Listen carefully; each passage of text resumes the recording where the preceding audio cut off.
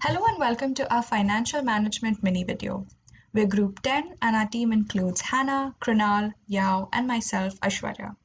Today we will be talking about understanding the impact of ESG activities, and we will cover the quantitative aspects of measuring ESG impact, the theoretical solutions to this problem, its challenges, and a small real-world example. So we'll start with the quantitative aspects of measuring ESG impact.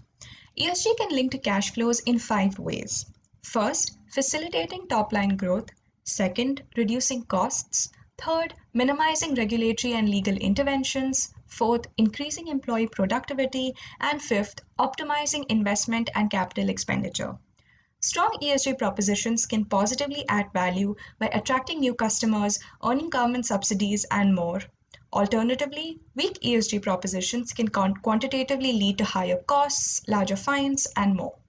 The theoretical solution to this problem starts by establishing a process to estimate the impact of ESG policies on the cost as well as the value drivers, such as profitability, growth, capital intensity, efficiency, etc.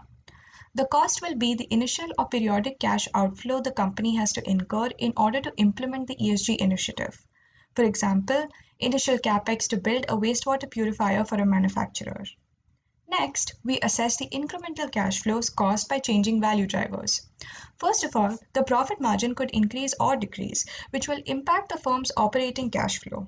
Secondly, the company's revenue growth might fluctuate, again impacting the firm's operating cash flow.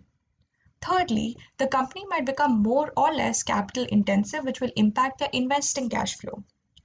Lastly, the firm might become more or less operationally efficient, thus affecting the firm's operating cash flow through net working capital composition. Also, it is important to note that all these potential impacts could be either in the long term or short term. Finally, we aggregate these forecasted incremental cash flows for each year in the short and long run to get the net incremental free cash flow impact for each forecasting year. Then we discount all of them back to the present and net with initial cash outflow. The result is the NPV impact of ESG initiatives. However, we will face key challenges in this process. Firstly, many assumptions are required for ESG value drivers, and it is difficult to specify an accurate value for those variables. The person making the valuation needs to have a deep understanding about the expected impact of ESG programs, and for most firms, there is no such person. For example, how can we accurately quantify whether implementing ESG will help increase growth rate by 1 or 2%?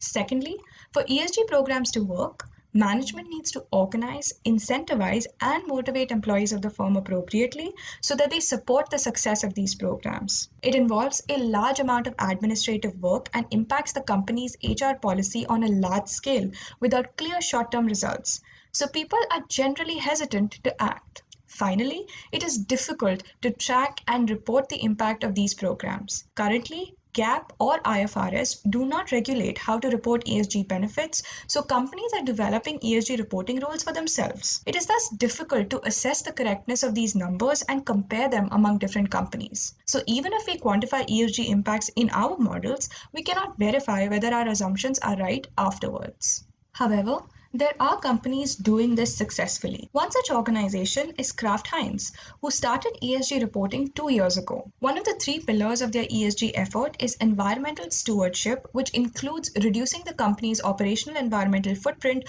through water conservation, energy use, and waste reduction across its manufacturing facilities, as well as addressing sustainable packaging. These initiatives will require initial capex to acquire more energy-efficient equipment. Additionally, they also need to source more recyclable material, which might cost the company more upfront. However, after all these initial investments, the company will likely enjoy the benefit of cost reductions in the future in the form of less water and energy expense, less waste management cost, lowered packaging costs, and more. In addition to the more observable cost savings, the company will also benefit from a better public image, which could imply additional financial benefits such as lower cost of debt, more customer appreciation that drives demand, and better attraction to top talent. All in all, while the process might be challenging in itself, efforts are being made to successfully integrate and implement ESG activities within organizations by appropriately quantifying and reporting their impact, making us more hopeful for the future of our world.